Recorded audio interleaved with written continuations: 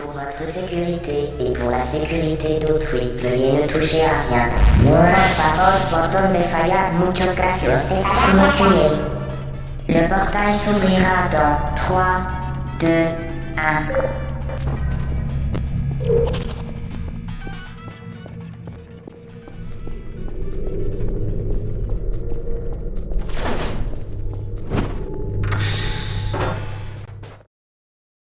S'il y a bien un jeu d'énigmes qui a marqué l'histoire du jeu vidéo, c'est bien Portal.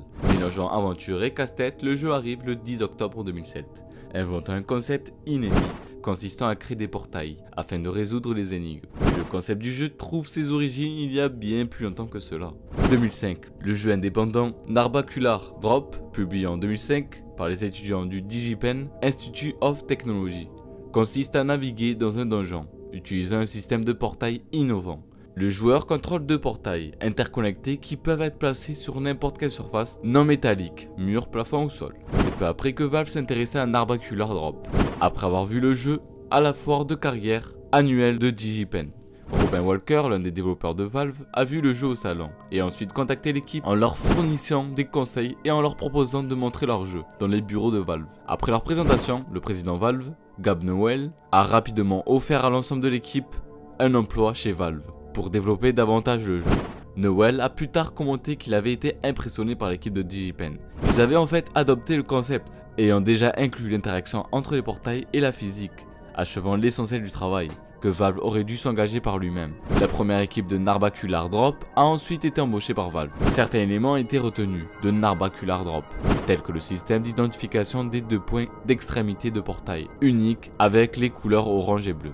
Une différence clé dans la mécanique de portail, de signature entre les 2 jeux, est cependant que le pistolet de portail ne peut pas créer des portails via un portail existant, contrairement au Narbacular Drop. Le scénario d'origine du jeu d'une princesse tentant d'échapper à un donjon a été abandonné au profit de l'approche Aperture Science. Pendant la première année de développement, l'équipe s'est principalement concentrée sur le gameplay sans aucune structure narrative. Les joueurs ont trouvé le jeu amusant, mais se sont demandé à quoi les chambres de test menaient. Cela a incité l'équipe à élaborer un récit pour Portal. L'équipe de Portal a collaboré avec l'écrivain de la série Half-Life, Mark Laidlaw, pour intégrer le jeu au scénario de la série. Cela a été fait en partie en raison des capacités artistiques limitées de la petite équipe.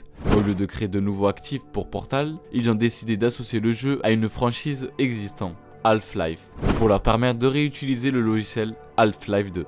Wolpow et Falizek ont été mis au travail sur le dialogue pour Portal.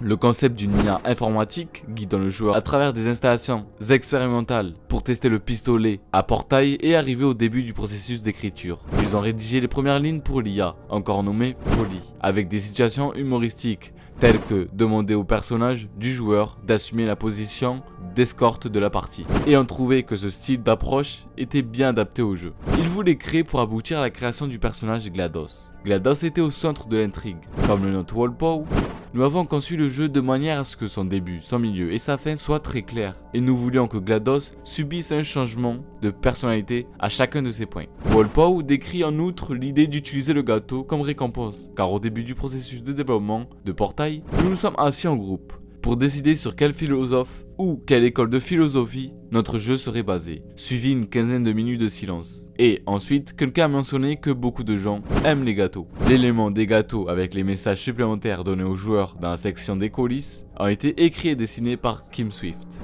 Valve a écrit qu'il pensait que Portal rend la physique, les mathématiques, la logique, le raisonnement spatial, les probabilités, la résolution de problèmes intéressants, sympas et amusants. Une caractéristique nécessaire pour inciter les enfants à apprendre. Cela a été lié à Digital Promise, une initiative du ministre de l'Éducation des États-Unis visant à développer de nouveaux outils numériques pour l'éducation, et dont Valve fait partie. Les paramètres austères du jeu sont dus au fait que les testeurs ont passé trop de temps à essayer de résoudre les énigmes, avec des éléments décoratifs mais non fonctionnels.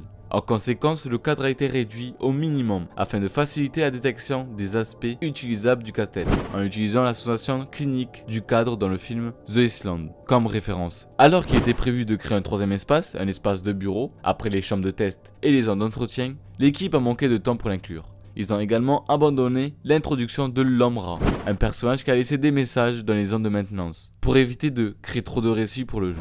Mais le caractère a été développé dans une bande dessinée Labrat, qui lie Portal et Portal 2. Selon le responsable du projet, Kim Swift, la bataille finale avec GLaDOS a connu de nombreuses itérations, notamment le fait que le joueur soit poursuivi par des lasers de James Bond, partiellement appliqués aux tourelles. Et également, le joueur aurait eu besoin de rediriger les roquettes tout en évitant les tirs de tourelles, et une séquence de poursuite suivant GLaDOS en fuite. Finalement, ils ont découvert que les testeurs appréciaient un casse-tête assez simple avec un compte à rebours à la fin. Swift a noté, la pression du temps fait que les gens pensent que quelque chose est beaucoup plus compliqué que ce n'est vraiment.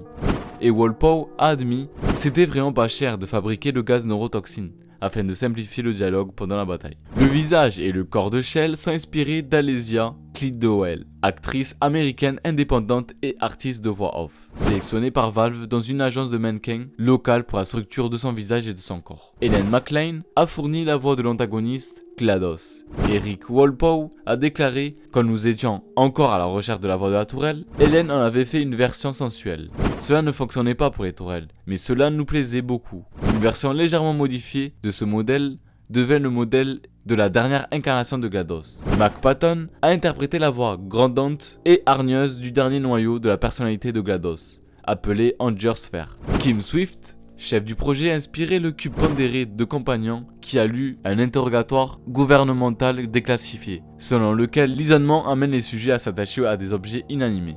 Swift a commenté, nous avions un lent niveau appelé Box Marathon. Nous voulions que le joueur apporte cette boîte avec eux du début à la fin. Mais les gens oublièrent la boîte. Nous avons donc rajouté un dialogue, appliqué un cœur au cube et a continué à monter les enchères jusqu'à ce que les gens soient attachés à la boîte. Plus tard, nous avons ajouté l'idée de l'incinération. L'expression artistique est née du gameplay. Walpole a en outre noté que le besoin d'incinération du cube était né de la conception de la bataille finale du boss. Ils ont reconnu qu'ils n'avaient pas introduit l'idée de l'incinération nécessaire pour mener à bien la bataille contre le boss, et en entraînant le joueur à le faire avec le cube compagnon.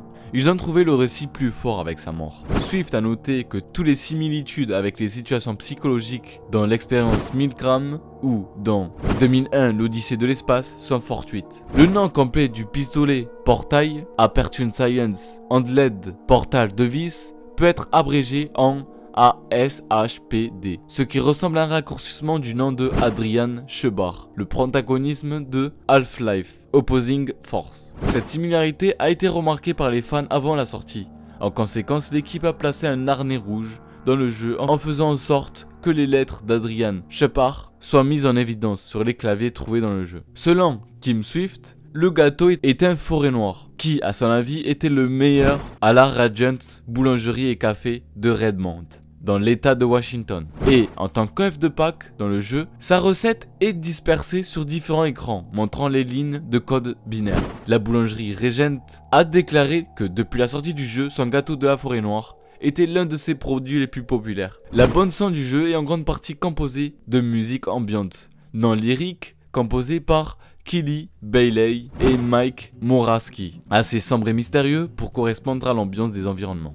La chanson du générique de clôture, Steve Alive, a été écrite par Jonathan Coulton et chantée par Helen McLean en tant que personnage de GLaDOS.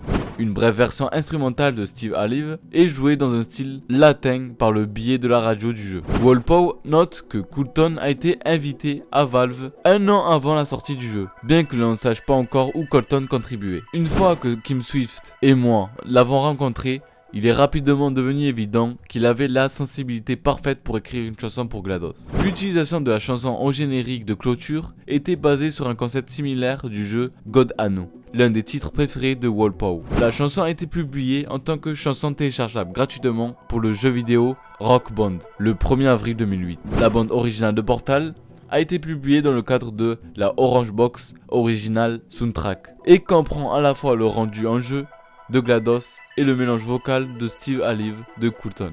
Portal a pris environ 2 ans et 4 mois à la fin de l'installation de l'équipe DigiPen avec Valve, et 10 personnes au plus ont participé à son développement. L'écrivain de Portal, Eric Wolpaw, qui, avec son collègue écrivain Chet Valdicek, a été embauché par Valve pour le jeu, et a affirmé que, sans ces contraintes, Portal ne serait pas un aussi bon jeu. En janvier 2008, Valve a publié une version démo spéciale intitulée Portal de Fearless. Une démo spéciale, gratuite pour tous les utilisateurs de Steam utilisant du matériel graphique Nvidia, dans le cadre d'une collaboration entre les deux sociétés. La démo comprend les chambres d'essai 0 à 10, 11 au total. Valve a depuis mis la démo à la disposition de tous les utilisateurs de Steam. Portal a été publié pour la première fois dans le cadre de la Orange Box pour Microsoft Windows, la Xbox 360, le 10 octobre 2007, et pour la PlayStation 3 le 11 décembre 2007. La version Windows du jeu est également disponible séparément pour le téléchargement via le système de diffusion de contenu de Valve, Steam. Le jeu a eu un grand succès auprès des joueurs, dont le concept innovant venait tout droit d'un tout autre jeu. Cela fait donc de Portal le successeur spirituel du jeu Narbacular Dawn. Et c'est sur ces mots que cette vidéo se termine. N'hésite pas à liker la vidéo si elle t'a plu, à la partager, et tu peux également me soutenir sur Utip. Tu peux également t'abonner à la chaîne pour suivre mes prochains processus. Sur ce, on se retrouve pour une prochaine vidéo. Ciao. Aperture Science. We do what we must because we can. For the good of all of us, except the ones who are dead.